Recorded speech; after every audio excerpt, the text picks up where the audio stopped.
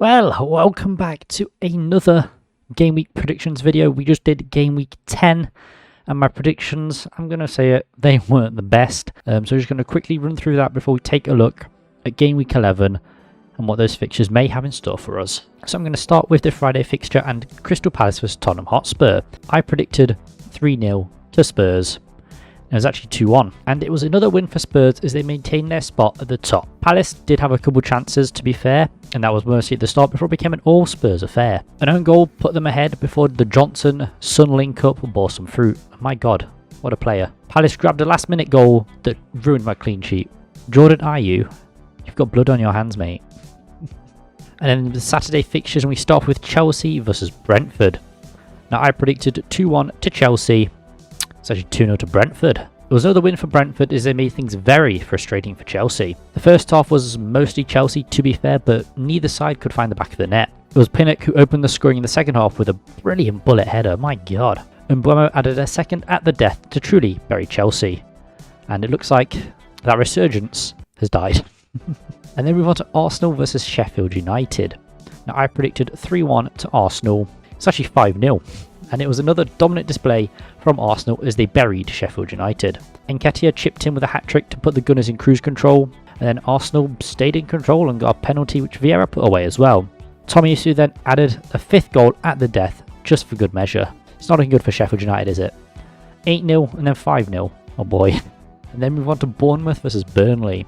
Now I predicted a 1-1 draw, and it's actually 2-1 to Bournemouth. Bournemouth grabbed their first win of the season as they came from behind to beat Burnley. It was Taylor who opened the scoring for the Clarets before Semenyo drew the Cherries level. He's a good player. I like Semenyo. I liked him at Bristol City, and I think he's going to cook for Bournemouth this season. Bournemouth were in charge before Billing struck from distance to put the hosts ahead. Areola lives another day, but he's got Man City coming up, so maybe he should have lost. And then we're on to Wolverhampton Wanderers versus Newcastle United. Now, I predicted a 3-1 win for Newcastle. It was actually a 2-2 draw. It was a very, very solid display from Wolves as they came from behind twice to ensure the points were shared in the West Midlands.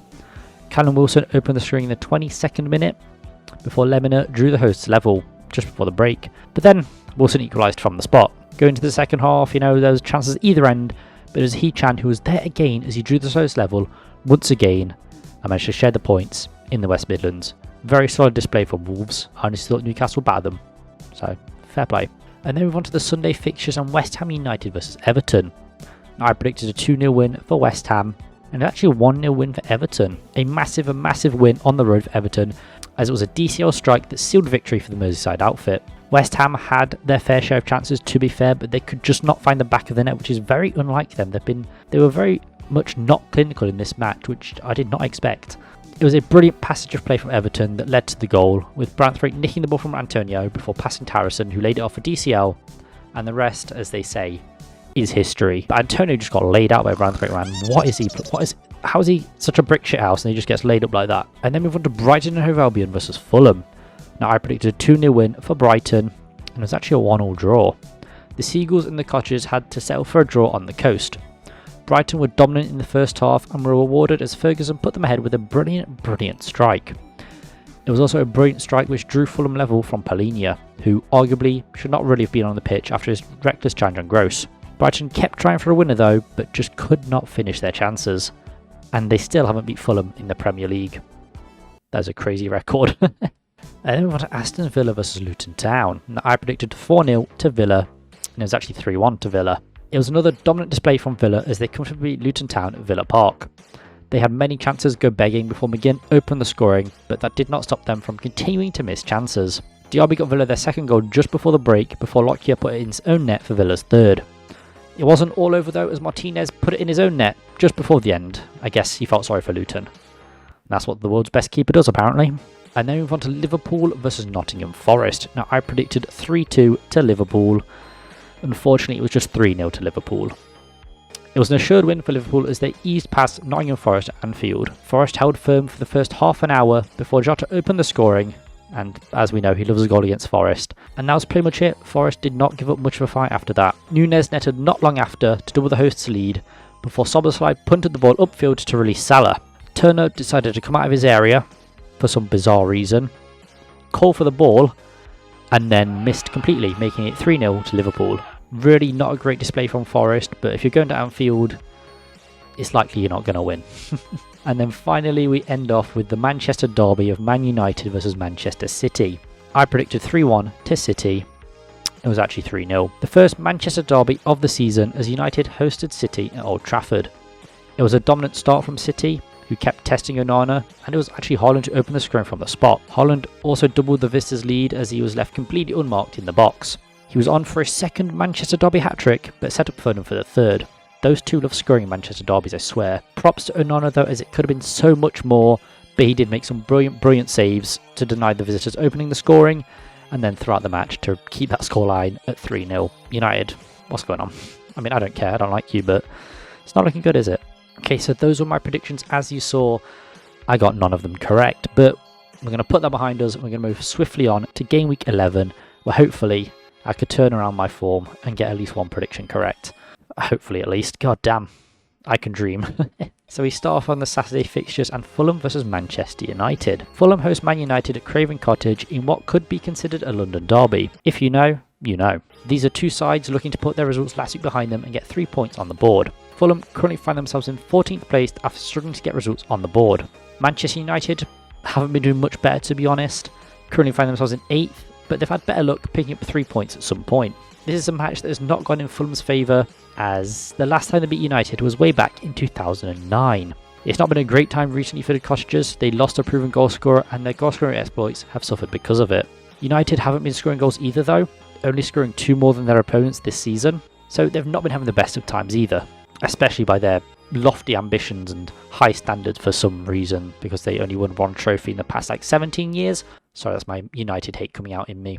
I'm going to say 1-0 to United though. I think United will win this match in the capital, but I can't really see it being a high scoring affair. As I mentioned, both teams are not scoring goals, and I see that continuing here. Both teams are also suffering from their fair share of injuries too. Fulham's performances have not filled them with confidence, to be honest, and against these bigger teams, they've struggled a lot this season. It's really not looking great for the Cottagers. So far at least, their season has not been great. United also don't fill me with much confidence, but their ramshackle backline has improved, so at least there's that. And it's Onana who's been making some brilliant saves recently, so they are looking a lot more solid. Although I wrote this before they got dumped out of the EFL Cup to Newcastle, so take that with a grain of salt. It's just their attack that isn't cooking now. I cannot see Fulham beating United, so that unfortunate 14-year streak will continue. But hey, I'm there for a shock at Craven Cottage, man. Come on Fulham, do something please. And then move on to Brentford versus West Ham United. It's another London derby as Brentford hosts West Ham in a West versus East clash. Both teams have been enjoying fairly decent seasons, with West Ham sitting in 9th, just above the Bees in 10th. But on recent form, Brentford are looking a bit better. The Hammers have been playing European football too, so I do imagine there's been some squad rotation that Moyes has contended with, but West Ham's dip in form has continued across the domestic league and unfortunately into Europe, ending their quite impressive unbeaten European streak to Olympiacos. Luckily for West Ham though, they don't seem to be nursing any injuries at the moment, and their opponents have not been so lucky unfortunately. Brentford are currently nursing a fair few injuries to some of their more important players, which has seen their performances dip. But even in the face of those injuries, Brentford's form has bounced back recently. I'm going to say a 1-1 draw. I do think it'll be a draw in West London. As I mentioned, Brentford have seen a recent uptick in form, beating both Burnley and Chelsea, and we're looking to make it 3 from 3. The Hammers do find themselves higher in the table than both those sides and will definitely be a challenge for the Bees, but have also seen a recent dip in form, losing to both Villa and Everton. Everton also beat both these sides at home, surprisingly. Take from that what you will. Both teams are looking pretty evenly matched, and while it isn't going to be a full-strength Brentford side, they look to make games difficult and will cause the Hammers a lot of issues. Should be an entertaining clash between the West and the East. I'm looking forward to it. And then move on to Manchester City versus Bournemouth. Man City host the Cherries at the Etihad as they look to get their title challenge back on track. Well, it's not really off track, they're just not on the top, which is off the track for City. From what I can tell, this is never a match that Bournemouth have won, and spoiler alert, I can't see that changing either. Man City find themselves third, 2 points off the top spot, and we're looking to return to the summit of the league against the Cherries. Bournemouth, on the other hand, find themselves in 17th, but did grab their first win of the season last week against Burnley, who are also struggling down there. Unfortunately for Bournemouth, they are nursing a couple of injuries, which has not helped their fortunes, but questions do need to be asked about Areola and his style of play. because it's just not worked for the Cherries. Man City are nursing a few injuries of their own, but City have done well without Kevin De Bruyne, and while they may not have been as lethal in front of net, they've still been a very lethal side, scoring 22 goals, which is one less than Bournemouth conceded all season. I'm saying 3-0 to City. I do think it'll be another loss against City for Bournemouth. Any team would be hard pressed to go to the Etihad and beat them, let alone score a goal. And with the leaky defence they possess, it's really not looking great for the Cherries. Holland has started scoring goals again after that slight lull in form that he had seen, and this could be a much bigger scoreline than I've predicted if he really wants to, dispel those myths. City have suffered shock losses this season, but I don't think Bournemouth will be one of them. Unfortunately for the Cherries, it's going to be another loss to Manchester City, which is becoming quite a common occurrence for them. They've not beaten a man, what can I say? And then we move on to Sheffield United versus Wolverhampton Wanderers. A winless Sheffield United host Wolves at Bramall Lane as they continue in search for those elusive 3 points. The Blades have only 1 point on the board, sitting rock bottom of the table, and while it's not exactly early in the season, they do still have plenty of time to turn it around, but major things would have to change for them to do that. Wolves, on the other hand, have been enjoying some success recently, currently find themselves in 12th, which is very impressive for the West Midlands outfit. Form has been up and down for the West Midlands team, with wins against City and Bournemouth mixed in with draws against Villa and Newcastle. Big results against some very strong sides. Very impressive. Sheffield United have not enjoyed anything similar though, only going 1 point in a draw against Everton back in September, but what a thrilling match that was. Questions haven't been asked, but is Heckingbottom really the best choice for the Blades? I'm not convinced, but I don't think they have the money to bring in a new manager, so they might be saddled with him unfortunately. I'm going to say 2-0 to Wolves. It should be a fairly assured win for Wolves. The Blades have not shown a lot of attacking threat, scoring the least amounts of goals in the league, and I can't imagine they'll pose much of a threat to Wolves. Wolves have scored almost double the goals that Blades have, with some very potent attacking players as well. Hee-Chan is the one that sticks out, being their leading goal scorer this season. He is cooking, and I think the West Midlands side have this one in the bag, unfortunately for the Blades. The home of football is not looking so good at the moment. And then we move on to Burnley versus Crystal Palace. The Clarets host Crystal Palace at Turf Moor, and will be looking to turn around their fortunes. Burnley have not enjoyed a great return to the Premier League, with only a win and a draw on the board. It's really not going well for Company's men. Palace find themselves in 13th, just doing Crystal Palace things really. They've been swamped with a lot of injuries as of late, and their results have suffered as a consequence, but players are slowly returning, and Palace will be hoping to turn those results around as these players return. Burnley haven't adapted well to the Premier League, but that will always happen with a lot of players being bought in. They take time to gel, take time to get going, so Burnley could cook yet, although that EFL Cup performance says otherwise. Palace are still without a few of their attacking players, and that has seen them score the same amount of goals as Burnley this season. And that's not a great look when you consider each side's position in the table, but it just doesn't bode well for Palace. Luckily for Palace though, they do have a much more solid backline, and that has no doubt helped them maintain their mid-table spot, with Johnstone making some impressive saves and Anderson just being a really solid centre-back. I'm going to say 1-0 to Palace. I can see it being another low-scoring affair. As I've mentioned, both teams have not scored a lot of goals this season. For Palace, that is down to injuries more than anything, whereas Burnley are just struggling in general, to be honest. I don't expect it to be a thrilling match between these two sides. They'll both aim to make it tough for the other, but I think Palace are the better side, and while they are missing some of their attacking talent, more of the players are returning and they're looking better for it. Burnley's search for a second win will continue after this match, because I think Palace are just too much for them. Even with the injuries, even with their lack of attacking players, Palace looking better than Burnley, what can I say? And then move on to Everton versus Brighton Hove Albion. The Toffees host Brighton at Goodison as they have a 12-point deduction looming over them. It's not looking great for Everton at the moment, but that's more down to outside factors rather than their on-field performances, as they've actually performed quite well, to be fair. They do have a 12-point deduction hanging over them due to some dodgy financials should they be found guilty. Despite this though, Everton have been picking up a fair few wins this season and are looking pretty decent for it. Brighton started the season strongly, but since then their form has taken a dip and performances have not been as expected. This is quite a strange Brighton side, and under De Zerbi their form has fluctuated wildly, and that has continued into this season. But to be fair, they have been swamped by a fair few injuries this season, some of whom were really important to them last season. Brighton have once again been lethal in attack, scoring 23 goals so far, whilst Everton have only scored 10, which isn't bad, with DCL and Doucouré carrying the Toffees for goals. I'm going to say 2-1 to Brighton though. I think Brighton will grab a win on Merseyside, Everton, though, will not make it easy for the Seagulls, as we've seen what they can do in shocking fashion if you cast your mind back to that 5-1 domination in the Amex.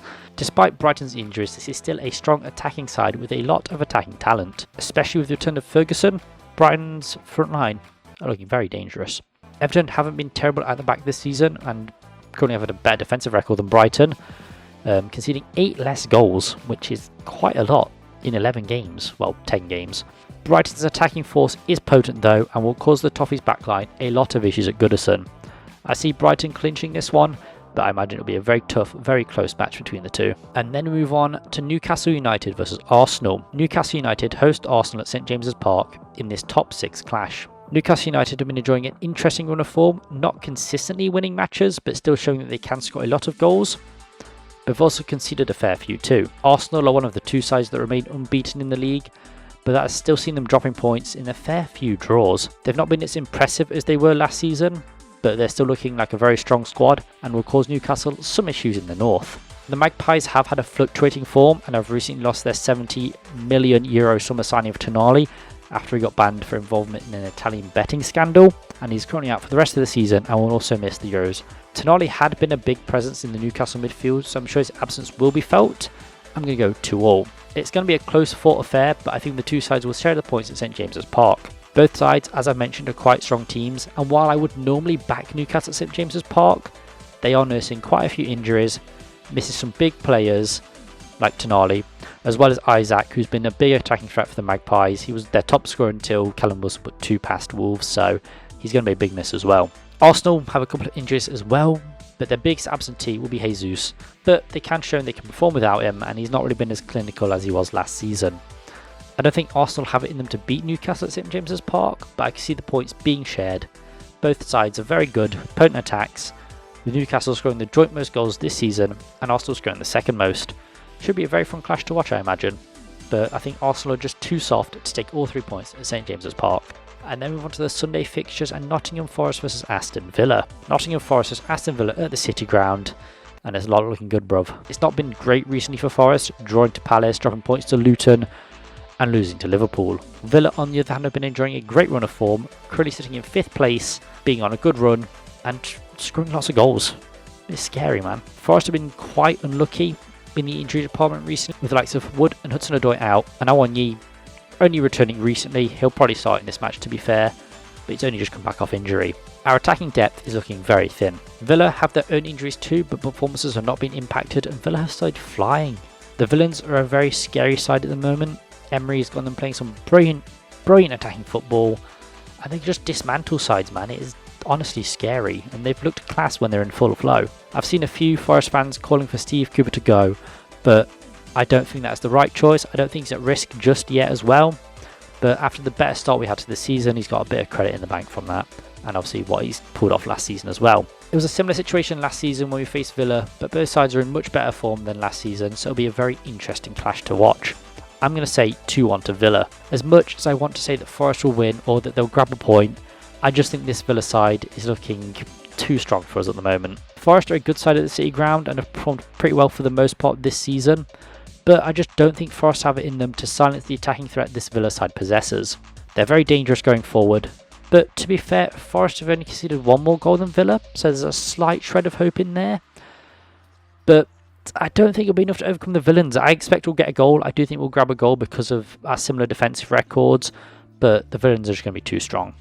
The City Ground has seen some impressive results, some big home shocks, but I really can't see that happening here as much as I would love that to be the case. I think Villa are just too strong for Forest, unfortunately. And then move on to Luton Town versus Liverpool. Luton Town welcome Liverpool to Kenilworth Road, and I think this is the biggest side to visit the Kenny so far this season. So it's going to be a sight to behold.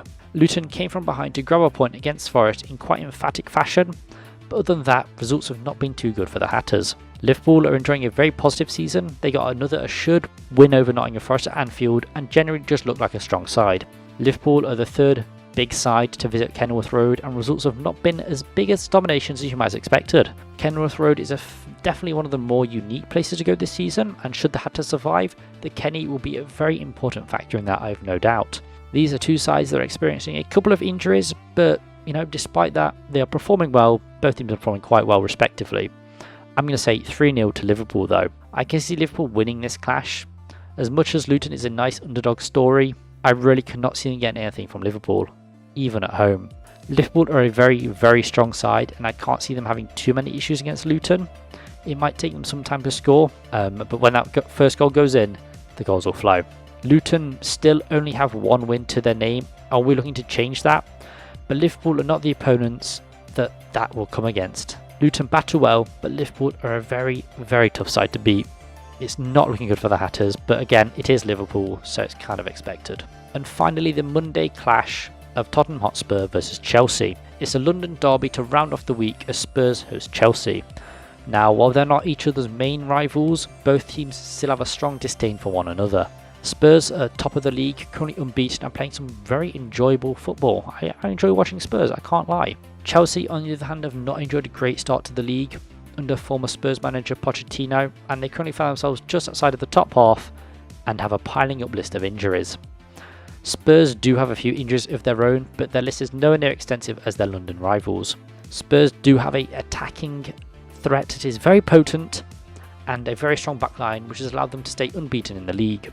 Son has been in some brilliant form with Maddison feeding him, Richarlison also chipping in, add Johnson to the mix, and that's 4 Sons guiding Spurs up the table. Chelsea's form has been up and down, and they never really look like they can hold down a win.